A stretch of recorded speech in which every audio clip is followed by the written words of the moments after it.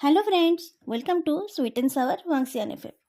आज मैं कोई फैन फिक्शन नहीं सुना रही हूँ। आज मैं सुना रही हूँ मोदाव जूसी नॉवेल का एक पार्ट। द अनटेम्ड तो आप सबने देखा ही है और आप में से बहुत लोगों ने मोदाव जूसी भी पढ़ ली है। पर ऐसे बहुत लोग हैं जिनके पास या तो नॉवेल पढ़ने का टाइम नहीं है, नहीं तो उन्हें पता नहीं है कि बुक कहाँ से मिलेगी। और बहुत ऐसे लोग भी हैं जो इंग्लिश में नॉवेल पढ़ नहीं पाते हैं। और मेरे जैसे भी बहुत लोग हैं जो एक से ज़्यादा बार नॉवेल को पढ़ चुके हैं, पर फिर भी वो इसको ऑडियो फॉर्म में सुनना पसंद करते हैं। मुझे मेरे एक लिसनर ने कहा कि फैन फिक्शन सुनाने के साथ साथ मैं इस नॉवेल को भी तो एक्सप्लेन कर सकती हूँ। वो तो मैं कर ही सकती हूँ, पर मैंने सोचा कि पूरा नॉवेल एक्सप्लेन करने से पहले मैं एक पार्ट एक्सप्लेन कर लेती हूँ। अगर लोग पूरा सुनना चाहेंगे तो मैं पूरा ही सुनाऊंगी, नहीं तो कुछ स्पेशल रोमांटिक पार्ट्स को और एक्स्ट्रा पार्ट्स को एक्सप्लेन कर दूंगी। आप लोग बताना, आप लोग क्या चाहते हैं? ज़्यादा लोग सुनना चाहेंगे तो मैं ज़रूर पूरे नॉवेल को ही एक्सप्लेन कर दूंगी। तो आज मैं उस पार्ट को एक्सप्लेन करने वाली हूँ जहाँ बुयुवुक्शा को लानवांगजी की फीलिंग्स के बारे में पता चलता है और फिर वो बेशरम होकर सबके सामने कॉन्फेस करता है। देवजानी शर्मा डियर, ये पार्ट मैं आपको डेडिकेट करती हूँ। इस पार्ट में मैं नॉवेल के 3 चैप्टर्स एक्सप्लेन करूँगी, चैप्टर 98 to 100। आई होप आप सबको ये अच्छा लगेगा। वेनिंग को साथ लेकर बुयुवुक्शा गुआनिन टेम्पल पर जा पहुंचा। दिन में यहाँ आकर उसने और लानोंगजी ने रात को आने का प्लान बनाया था, पर वो 7 बजे तक सोता रहा और उसके बाद वो सब हो गया तो सब गड़बड़ हो गया।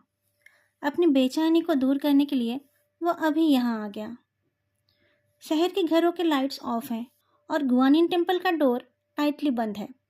अंदर भी अंधेरा दिख रहा है, पर जैसे ही वो डोर को लांघने की कोशिश करने गया उसे पता चला कि कुछ गड़बड़ है।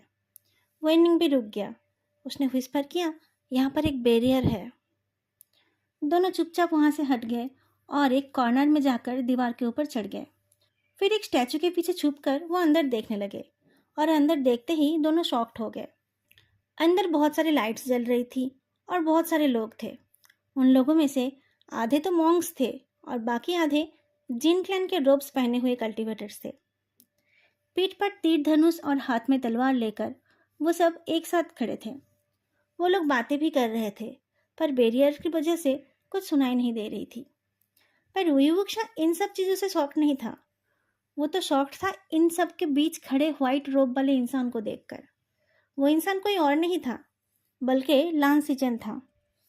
लान सिचन बंधा हुआ नहीं था, उसकी तलवार और बांसुरी भी उसकी कमर में ही थे और वहाँ के सारे लोग उसके साथ रिस्पेक्टफुली बात कर रहे थे। बुयुवुक्शा ने तुरंत लानोंगजी को बुलाकर लाने के लिए कहा तो वेनिंग जल्दी से चला गया। जिनगुआंगयो नहीं दिख रहा था। उसके पास वो टाइगर सील भी है या नहीं पता नहीं चल रहा था। बुयुवुक्शा अपनी उंगली से खून निकालकर अपने स्पिरिट लॉकिंग पाउच को छूने गया। वो कुछ डार्क क्रिएचर्स को बुलाना चाहता था, पर तभी कुत्ते की भौंकने की आवाज़ सुनाई दी। बुयुवुक्शा की तो जान ही निकल गई। उसने उस स्कल्पचर को पकड़ लिया जिसके पीछे वो छुपा हुआ था। जैसे ही भौंकने की आवाज़ पास आने लगी, वो लाजा मुझे बचाओ, लाजा मुझे बचाओ बोलने लगा।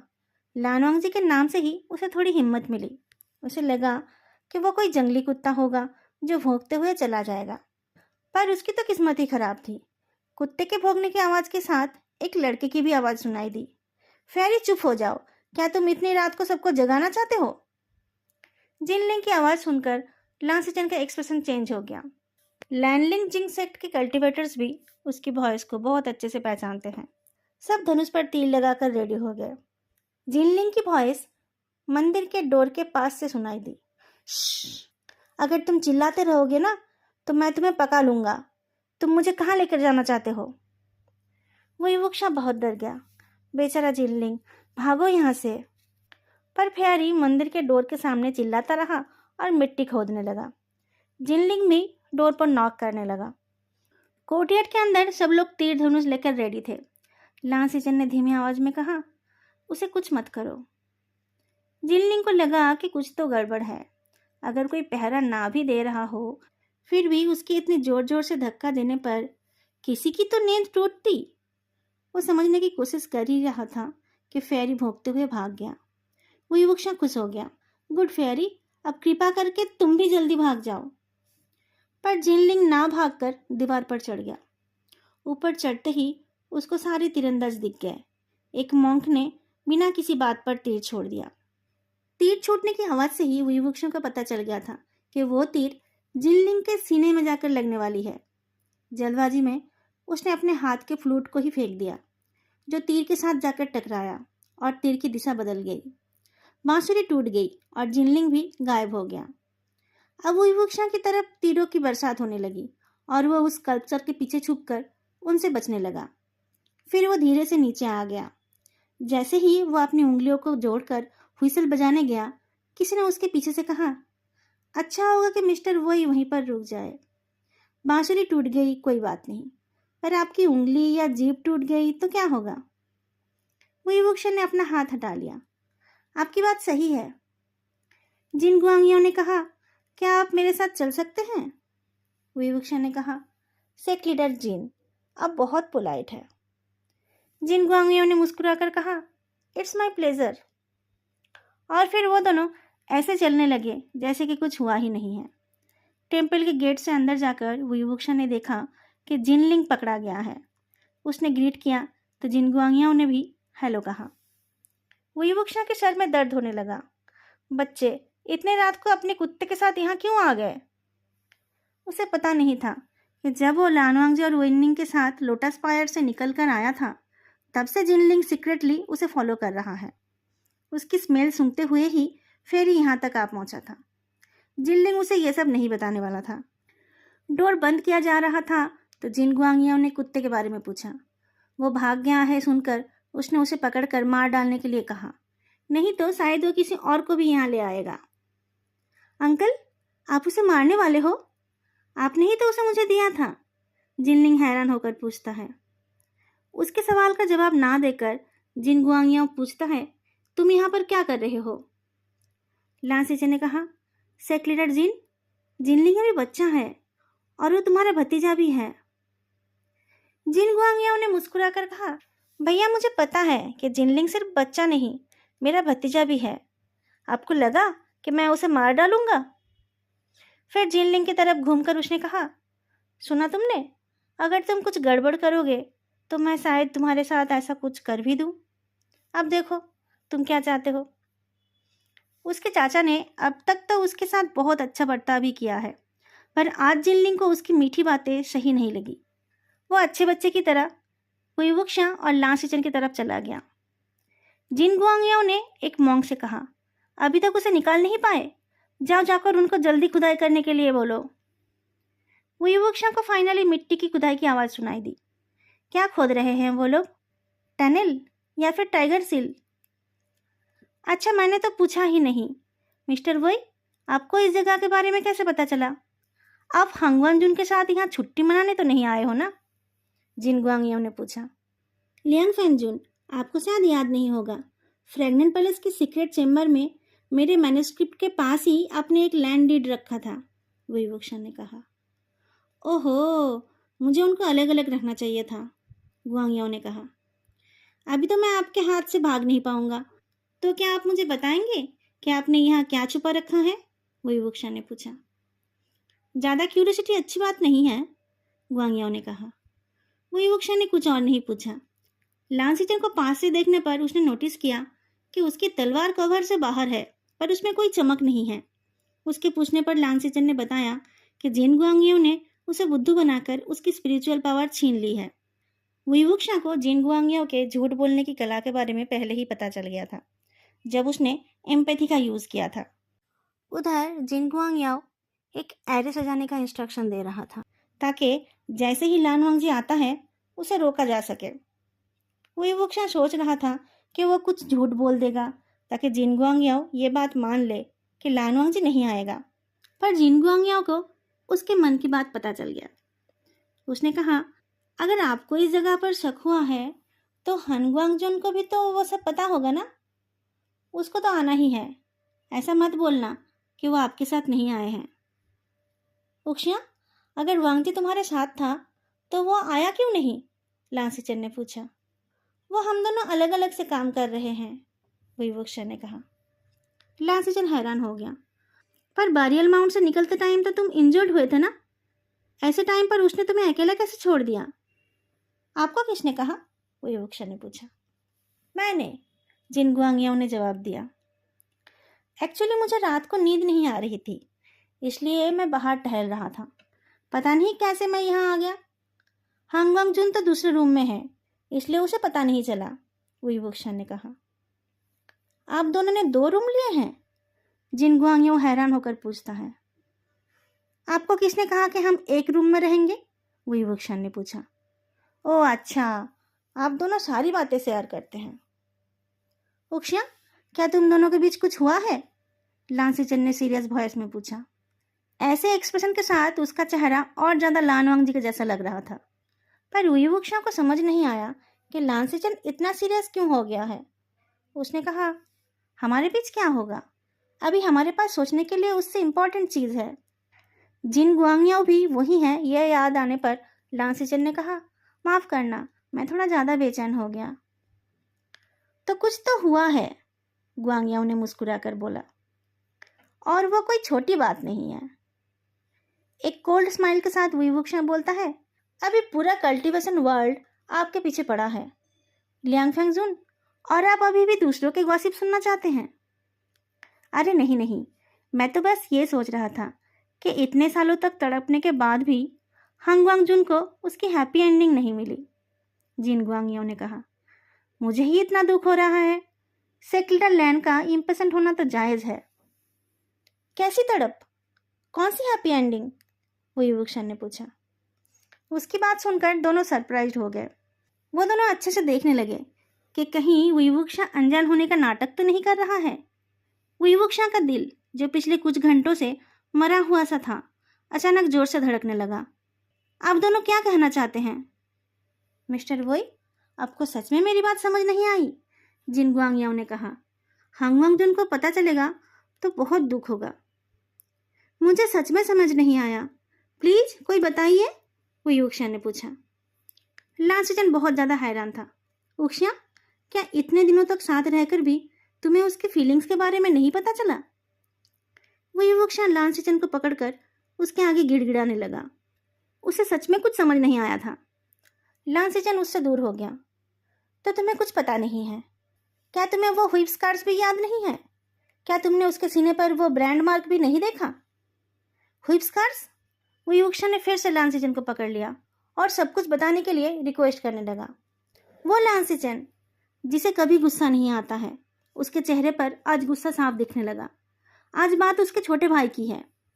वही वुक्शा के चेहरे को देखते हुए उसने पूछा, क्या तुम्हारी मेमोरी में कुछ प्रॉब्लम है? वही वुक्शा को सच में कुछ चीजें याद नहीं है, जैसे कि नाइटलेस सिटी के हत्याकांड। उस रात उसे लगा था कि वेन सिबलिंग्स ऑलरेडी राख बन गए हैं और पूरा कल्टीवेशन वर्ल्ड उसकी जान के पीछे पड़ गया था। उसकी आंखों के सामने जियांग यानली मर गई। अपना कंट्रोल खोकर उसने उस दिन टाइगर सील को जोड़ दिया था और तबाही शुरू हो गई थी। वो खड़ा तो था, पर बाकी सब धुंधला हो गया था। उसे लगा था कि वो वहां से निकल गया था, पर फिर वो बहुत देर तक बेहोश था। जब उसे होश आया तब वो यिलिंग के बुरल माउंट के नीचे था। मुझे लगा था कि मैं उस दिन खुद चलकर वहां पहुंचा था, वही वुक्शा ने कहा। लांसीचन को गुस्से से हंसी आ गई। नाइटलेस सिटी में उस रात तुम्हारे सामने पता है कितने लोग थे? 3000। तुम कितने भी महान क्यों ना हो, उस रात वहां से बचकर निकलना तुम्हारे लिए इम्पॉसिबल था।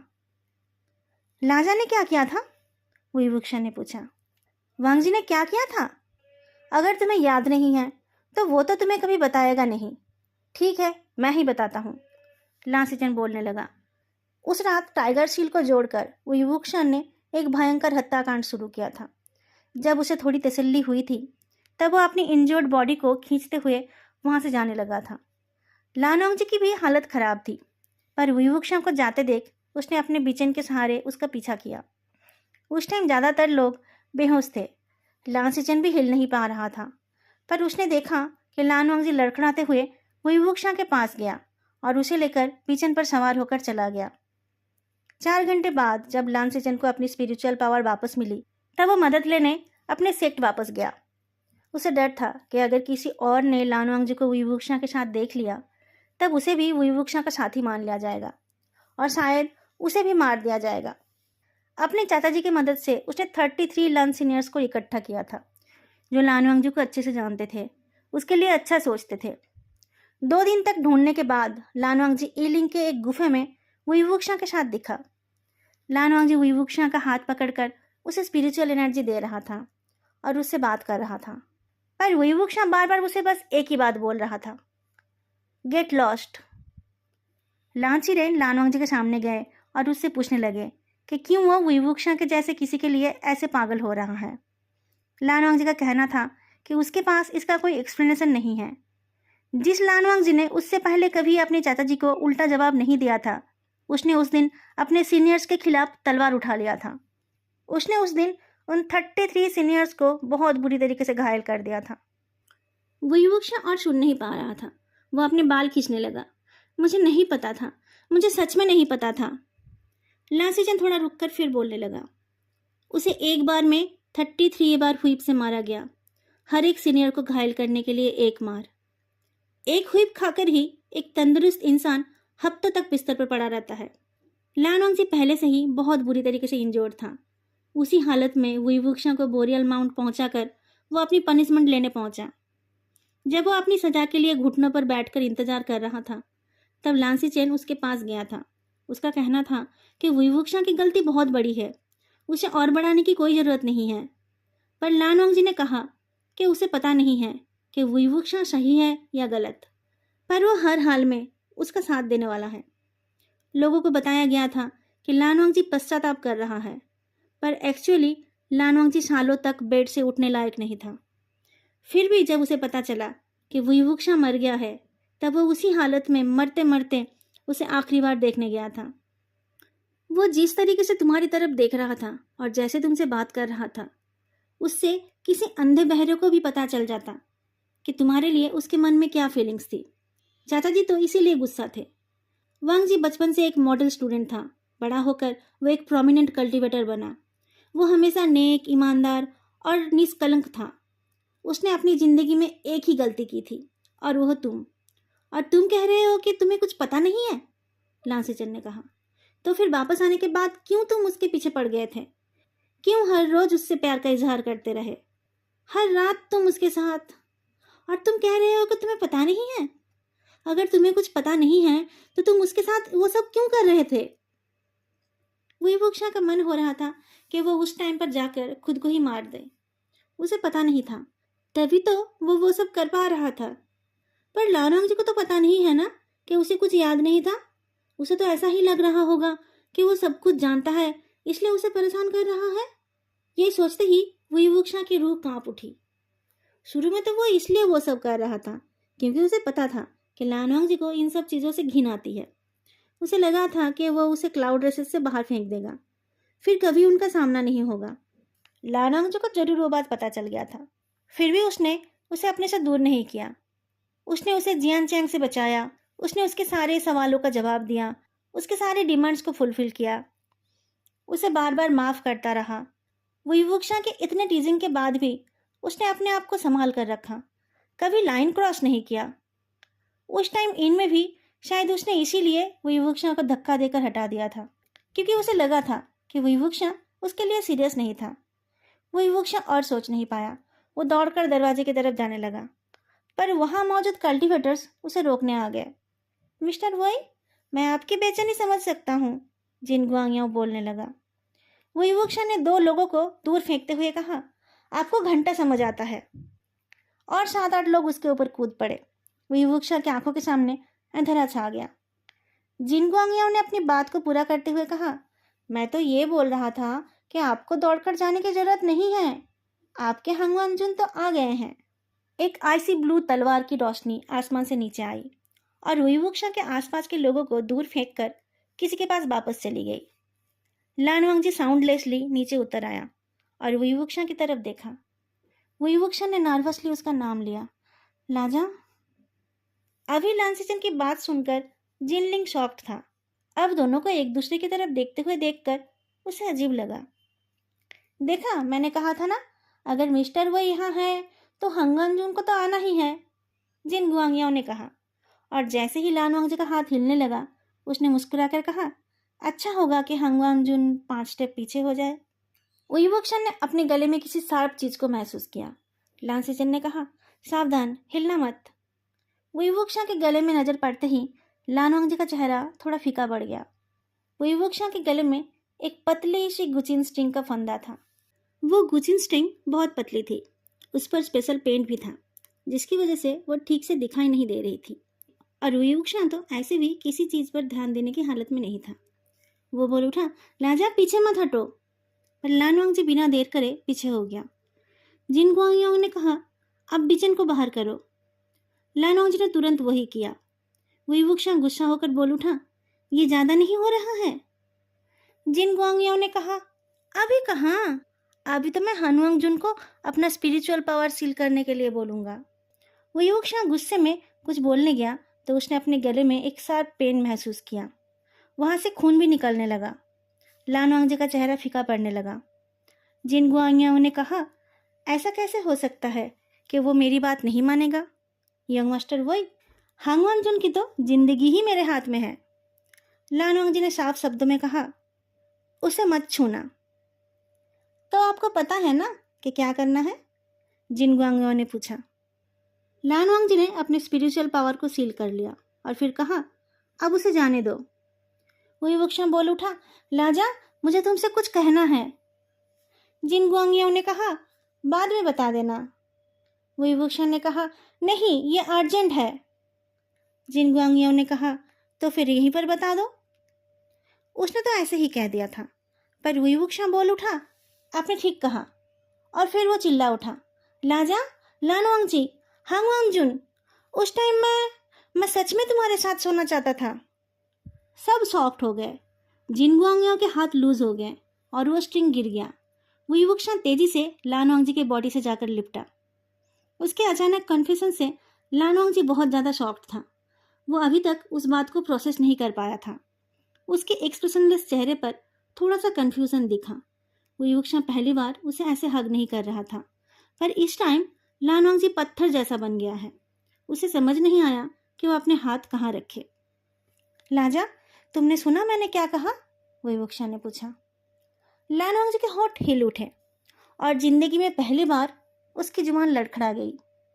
तुमने शायद वो श्योर करना चाहता था कि जो उसने सुना वो सही था या नहीं, पर उसके लिए वैसे शब्द दोहराना बहुत मुश्किल था। उइवुक्शा को लगा कि उसे दोबारा बोलना चाहिए। मैं बोल रहा था। लांसीचन ने अपनी मुट्ठी को अपने मुंह के सामने लाकर कहा, ऐसी बातों के लिए ये जगह और ये टाइम ठीक नहीं है। उइवुक्शा ने कहा, मुझे माफ करना सेक्ट लीडर लैन, पर मैं अब एक पल भी वेट नहीं कर सकता। जिन गुआंगयांग भी और वेट नहीं कर सकता था। वो खुदाई देखने जाने लगा। तभी बिजली कड़क उठी और बारिश शुरू हो गई। जिन गुआंगयांग ने लांसीचन की तरफ देखकर कहा, जेउजुन, बारिश हो रही है, मंदिर के अंदर चलते हैं। लांसीचन ऑलरेडी उसके कंट्रोल में था, फिर भी जिन गुआंगयांग उससे बहुत पोलाइटली बात कर रहा था। लांसीचन तो ऐसे भी गुस्सा नहीं हो पाता है। जिन गुआंगयांग के मुस्कुराते चेहरे पर गुस्सा दिखाना उसके लिए पॉसिबल नहीं था। उसने जिन गुआंगयांग को फॉलो किया और बाकियों ने उसे। दिन में भी उइवुक्शा लानवांगजी के साथ यहाँ आया था। उसने तभी देख लिया था कि मंदिर के अंदर का ये हिस्सा कितना बड़ा और साफ सुथरा है। जिन गुआंगयांग के लोग अभी भी खुदाई कर रहे हैं।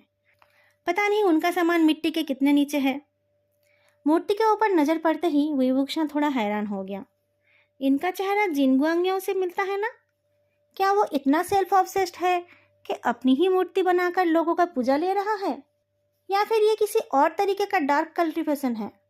लानवांगजी उसके साइड से बोल उठा, बैठ जाओ। वो तब तक मंदिर से 4 कुशन्स लेकर आ गया था। अपने भाई को और जिनलिंग को एक एक कुशन देकर उसने उइवुक्शा को अपने साथ बिठा लिया। लांसीचन और जिनलिंग थोड़ा दूर जाकर बैठे और दूसरी तरफ देखने लगे। जिन गुआंगयांग भी खुदाई का काम देखने मंदिर के पीछे चला गया। उइवुक्शा लानवांगजी को पकड़कर बैठ गया और अपने दिल को थाम कर लानवांगजी के चेहरे की तरफ देखा। लानवांगजी की नजरें झुकी हुई थी। उसमें ज़्यादा कोई इमोशंस नहीं दिख रहे थे। उइवुक्शा को पता था कि लानवांगजी को उसकी बातों पर ज़्यादा भरोसा नहीं हुआ होगा। उसके दिल में दर्द होने लगा और उसने डिसाइड किया कि उसे और अच्छे से अपने दिल की बात बतानी चाहिए। उसने कहा, लाजा मेरी तरफ देखो। लानवांगजी ने रेस्पॉन्स किया, एक गहरी सांस लेकर विवुक्षा व्हिस्पर करता है, मेरी मेमोरी सच में बहुत ख़राब है। मुझे पुरानी बहुत सारी बातें याद नहीं हैं। नाइटलेस सिटी के इंसिडेंट के टाइम क्या क्या हुआ था वो सब मुझे याद नहीं है। लानवांगजी की आंखें थोड़ी सी चौड़ी हो गई। विवुक्षा ने अचानक उसके कंधों को पकड़ लिया। पर अब से मैं कुछ नहीं भूलूंगा। तुम जो भी बोलोगे, मेरे लिए जो भी करोगे, मैं सब याद रखूंगा, कुछ नहीं भूलूंगा। तुम सच में ग्रेट हो और तुम मुझे बहुत अच्छे लगते हो। मेरा मतलब है कि मैं तुम्हें चाहता हूँ, मैं तुमसे प्यार करता हूँ, मैं तुम्हें अपना बनाना चाहता हूँ, मैं तुम्हें छोड़ नहीं सकता, मैं तुम्हारे साथ सब कुछ करना चाहता हूँ, मैं पूरी जिंदगी तुम्हारे साथ नाइट हंट में जाना चाहता हूँ। विवुक्षा अपनी 3 उंगलियों को साथ जोड़कर आसमान, धरती और फिर अपने दिल की तरफ पॉइंट करता है और फिर से बोलने लगता है, मैं रोज तुम्हारे साथ सोना चाहता हूँ। ये सब मैं पहले की तरह बिना सोचे समझे या मजाक में नहीं बोल रहा हूँ। मैं ये आभार जताने के लिए भी नहीं बोल रहा हूँ। इसके पीछे और कोई वजह नहीं है। मैं तुम्हारे साथ इसलिए सोना चाहता हूँ क्योंकि मैं तुम्हें बहुत पसंद करता हूँ। मैं किसी और को नहीं चाहता, बस तुम्हें ही चाहता हूँ। तुम मेरे साथ कुछ भी कर सकते हो, तुम जैसा चाहते हो वैसा ही कर सकते हो। मैं वो सब एक्सेप्ट कर लूँगा जो तुम्हें अच्छा लगेगा, अगर तुम चाहते हो। उसकी बातें पूरी होने से पहले ही एक तेज हवा का झोंका आ गया और मंदिर की सारी बत्ती बुझ गई। बाहर तूफान आ गया था और बारिश भी तेज हो गई थी। बत्तियां बुझ जाने पर चारों तरफ अंधेरा छा गया। विवुक्षा और कुछ बोल नहीं पाया क्योंकि उस अंधेरे में लानवांगजी ने उसे अपने सीने से लगाकर उसके होठों को अपने होठों से बंद कर दिया था। लानवांगजी की सांसें फूल रही थी। विवुक्षा के कान में उसकी हस्की वॉइस सुनाई दी, मुझे चाहते हो? विवुक्षा ने उसे टाइटली हग किया। हाँ। लानवांगजी ने पूछा, प्यार करते हो? अपना बनाना चाहते हो? विवुक्षा ने अपनी वॉइस थोड़ी ऊंची की। हाँ। लानवांगजी ने पूछा, मुझे छोड़ नहीं सकते? मेरे सिवा किसी और को नहीं चाहते? वो विवुक्षा की कही गई बातों को बार बार दोहराता रहा। उसकी बॉडी और उसकी वॉइस कांपती रही। विवुक्षा को लगा कि शायद वो रोने वाला है। हर एक सेंटेंस के बाद लानवांगजी की बाहें विवुक्षा की कमर में टाइट होती गई। विवुक्षा को दर्द हो रहा था, पर लानवांगजी के पीठ पर उसके हाथ भी टाइट होते गए। उसे सांस लेने में प्रॉब्लम हो रही थी, पर उसे ये बहुत अच्छा लग रहा था। वो और टाइटली हग करना चाहता था।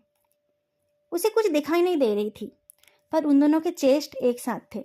उसे लानवांगजी के दिल की धड़कनें महसूस हो रही थी, उसकी बॉडी की वार्मथ महसूस हो रही थी। और फिर उसके गर्दन पर कुछ टपका और गायब हो गया। शायद लानवांगजी की आंखों से एक बूंद आंसू। बाहर से बहुत सारे पैरों की आवाज आई। जिन गुआंगियाओ जो पैलेस के पीछे गया था, वह अपने कुछ साथियों के साथ वापस आ गया। खिड़की दरवाजों को बंद करके फिर से लाल मोमबत्तियों को जला दिया गया। तभी किसी ने डोर पर बाहर से 2 बार नॉक किया। जो 2 मॉन्क डोर को बंद कर रहे थे वो तलवार लेकर रेडी हो गए। जिन गुआंगियाओं का एक्सप्रेशन चेंज नहीं हुआ। कौन है? सेक्लिनर जिन, ये मैं हूं। बाहर से सूसे की वॉइस सुनाई दी। डोर खोलकर उसे अंदर आने दिया गया और फिर से डोर को बंद कर दिया गया। बारिश में भीगकर उसके होंठ पर्पल हो गए थे और उसकी बॉडी ठंडी। उसके एक हाथ में तलवार था और दूसरे हाथ में एक आदमी। वह अपने हाथ में पकड़े आदमी को फेंकने ही वाला था कि उसे साइड में चिपक कर बैठे हुए विवुक्षा और लानवांगजी दिख गए। उसने तुरंत तलवार निकाल लिया, पर जिन गुआंगियों को शांत देखकर उसे समझ आ गया कि इनसे उसे कोई खतरा नहीं है। वो फाइनली शांत हो गया। जिन गुआंगियों ने पूछा, क्या हुआ है? सुसे ने कहा, यह मुझे रास्ते में मिला, मुझे लगा कि शायद ये काम आए। जिन गुआंगियों पास आकर देखता है, तुमने इसे कुछ किया है? सुसे ने जवाब दिया, नहीं, वो डर के मारे बेहोश हो गया है। उसने उस आदमी को फेंक दिया तो जिन गुआंगियों ने कहा, मिनसन आराम से, वो ये सब झेल नहीं पाएगा। सुसे ने जल्दी से उस आदमी को उठा लिया और फिर आराम से लानसिचन के पास रख दिया। लानसिचन ने उसके चेहरे के ऊपर गिरे गीले बाल हटाया तो वो श्योर हो गया कि वो निये हुए संग ही है। उसने पूछा, हुआइसंग को क्यों पकड़ा? यहाँ एक और सेक्ट लीडर होगा तो बाकी लोग थोड़ा ज़्यादा केयरफुल रहेंगे, जिन गुआंगियों ने कहा। पर भैया चिंता मत कीजिए, आपको तो पता है ना कि मैं इसके साथ कितना अच्छा बर्ताव करता हूँ। टाइम आने पर मैं आप दोनों को सही सलामत जाने दूंगा। क्या मुझे तुम पर भरोसा करना चाहिए? लान सिचन ने पूछ लिया। जिन गुआंगियों ने कहा, वो तो आपकी मर्जी, उसमें मैं क्या कर सकता हूँ। सुसे हंसकर बोलता है, हांगवान जून, यीलिंग पैट्रियार्क, किसने सोचा था कि हम इतनी जल्दी फिर मिलेंगे? अब जब पासा पलट गया है तो कैसा लग रहा है? लानोंग ने कोई जवाब नहीं दिया। उसने कभी भी ऐसी बातों पर ध्यान नहीं दिया है। विभूषण ने सोचा कि पासा कैसे पलट गया? तुम लोग तो बेरियल माउंट से भी हार कर भाग गए थे, यहाँ से भी हार कर भाग रहे हो। सूसे अपनी सारी पुरानी भड़ास निकालने लगा। कोई कुछ नहीं बोल रहा था, पर वो खुद ही बोले जा रहा था। लानवांग जी का मजाक उड़ाते हुए उसने कहा, इतना कुछ हो गया है, फिर भी तुम ऐसे काम रहने का नाटक कर रहे हो, और कितनी देर तक ऐसे ढोंग करोगे? लानवांग जी ने कुछ नहीं कहा, पर लान सिचन बोल उठा, सेक्ट लीडर सु, जब तुम गुसुलान सेक्ट में पढ़ते थे तब मैंने तो तुम्हारे साथ कभी कोई बुरा बर्ताव नहीं किया था, तो तुम वांग जी को क्यों परेशान कर रहे हो? सुसे ने कहा, मेरी इतनी हिम्मत कहाँ कि मैं सेकंड यंग मास्टर लान को परेशान करूं। मुझे तो बस इनका घमंड अच्छा नहीं लगता है। वुयुवुक्षा को पहले से ही पता था कि नफरत की कोई वजह होना जरूरी नहीं है, फिर भी वो हैरान था। उसने कहा, हांगवांग जुन ने कब घमंड दिखाया? गुसुलान सेक्ट के रूल में तो साफ साफ घमंड करने के लिए मना किया गया है। जिनलिंग बोल उठा, आपको गुसुलान सेक्ट के रूल्स कैसे पता? वुयुवुक्षा अपना चीन छूकर बोलता है, मैंने कई बार उनको कॉपी किया है ना। आपने क्यों कॉपी किया? आप तो... जिनलिंग बोलते बोलते रुक गया। वुयुवुक्षा ने मुस्कुराकर कहा, हांगवांग जुन का चेहरा तो बचपन से ही ऐसा है।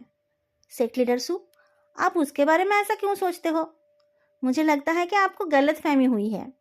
वो सबके साथ ही ऐसा बर्ताव करता है। आपको तो खुश होना चाहिए कि आप उनमेंग जियांग सेक्ट में नहीं पड़े हो। ऐसा क्यों? सुसे ने पूछा। वुयुवुक्षा ने कहा, नहीं तो आप बहुत पहले ही गुस्से से मर जाते। जब मैं यंग था तब मुझे पूरा विश्वास था कि मैं एक जीनियस हूँ, और मैं अपने आप को बहुत महान सोचता था। और मैं ये सिर्फ सोचता ही नहीं था, मैं सबके सामने दिखावा भी करता था। सुसे को बहुत गुस्सा आ गया। वो शायद अटैक करने वाला था कि लानवांग जी ने वुयुवुक्षा को अपने सीने के पास खींच लिया और वह उसे अपने बाहों से प्रोटेक्ट करने लगा। सुसे की मूवमेंट रुक गई। वुयुवुक्षा ने लानवांग जी के बाहों के बीच से झांक कर देखा। सेक्ट लीडर सु, अब कुछ ना करो तो अच्छा होगा। लियान फेंगजू अभी भी जेओजुन को रिस्पेक्ट करते हैं। अगर आप हांगवांग जुन को हार्ट करोगे तो क्या वो खुश होंगे? सुसे भी उसी वजह से रुक गया था, पर वुयुवुक्षा के मुंह से ये बात सुनकर वो इरिटेट हो गया। उसने मजाक उड़ाते हुए कहा, मैंने कभी सोचा भी नहीं था कि जिस यीलिंग पैट्रियार्क से जिंदा और मुर्दा दोनों डरते हैं, वो खुद मरने से डर जाएगा। वुयुवुक्षा ने बेशर्मी के साथ कहा, तारीफ के लिए शुक्रिया, पर मैं मरने से डर नहीं रहा हूँ, मैं बस अभी मरना नहीं चाहता। सुसे ने कहा, जैसे भी बोल लो, बात तो दोनों एक ही है। वुयुवुक्षा लानोंग जी के सीने से लिपट गया। नहीं, दोनों अलग बात है। जैसे कि अभी मैं लांजा से अलग नहीं होना चाहता, और अभी मैं लांजा से अलग होने से डर रहा हूँ। ये तो अलग बात नहीं है। फिर थोड़ा सोचकर उसने कहा, आई एम सॉरी, मैं गलत था। मुझे लगता है कि ये दोनों एक ही बात है। सुसे का चेहरा गुस्से से हरा हो गया। वुयुवुक्षा भी उसे गुस्सा ही दिलाना चाहता था, पर अचानक उसे अपने सर के ऊपर एक हल्की सी हंसी की आवाज़ सुनाई दी। वो आवाज़ इतनी हल्की थी कि उसे लगा कि उसने गलत सुना, पर जैसे ही उसने सर उठाकर देखा, उसे लानवांग जी के होंठे पर एक बहुत हल्की मुस्कान दिखाई दी। ऐसा लगा मानो कि जैसे बर्फ के ऊपर सूरज की रोशनी पड़ी हो। सुसे के साथ साथ लान सिचेन और जिनलिंग भी हैरान होकर देखने लगे। इससे पहले बहुत कम लोगों ने ही हांगवांग जुन को मुस्कुराते हुए देखा था। ऐसे सिचुएशन में उसके होंठों पर मुस्कान, ये तो किसी ने कभी भी एक्सपेक्ट नहीं किया था। वुयुवुक्षा के आंखें गोल गोल हो गए। उसके एडम एप्पल ऊपर नीचे होने लगे। उसने कहा, लाजा तुम? बाहर से फिर से नॉकिंग की आवाज़ सुनाई दी। सूसे ने तलवार निकाल लिया। कौन है? किसी ने जवाब नहीं दिया, पर दरवाजा धड़ाम से खुल गया। बारिश और तूफान के बीच से एक पर्पल कलर की बिजली सीधा सूसे के चेस्ट पर आकर गिरी। वो उड़कर पीछे जाकर एक मेहगनी पिलर पर जाकर टकराया। उसके मुंह से खून निकल आया। जो दो मॉन्क गेट को गार्ड कर रहे थे, उनके ऊपर भी बिजली का असर पड़ा। वो दोनों भी फिर उठ नहीं पाए। एक पर्पल फिगर चौखट पार करके मेन पैलेस के अंदर आ गया। बाहर बहुत तेज बारिश हो रही थी, पर उस इंसान के बस कपड़ों के नीचे के हिस्से ही भीगे हुए थे। उसके बाएं हाथ पर एक पेपर अम्ब्रेला था, जिसके ऊपर पानी गिरकर चारों तरफ बिखर रहा था। उसके राइट हैंड में जीडियन की पर्पल लाइट तब भी सिजल कर रही थी। उसके चेहरे पर तूफानी रात से भी ज़्यादा काला अंधेरा था। दोस्तों, आपको आज का ये पार्ट कैसा लगा बताना मत भूलना। और अगर आप लोग इस नॉवेल के दूसरे पार्ट्स को भी सुनना चाहते हैं तो पोल में पार्ट लेकर अपनी राय ज़रूर देना। फिर मिलेंगे अगली वीडियो में। तब तक के लिए बाय।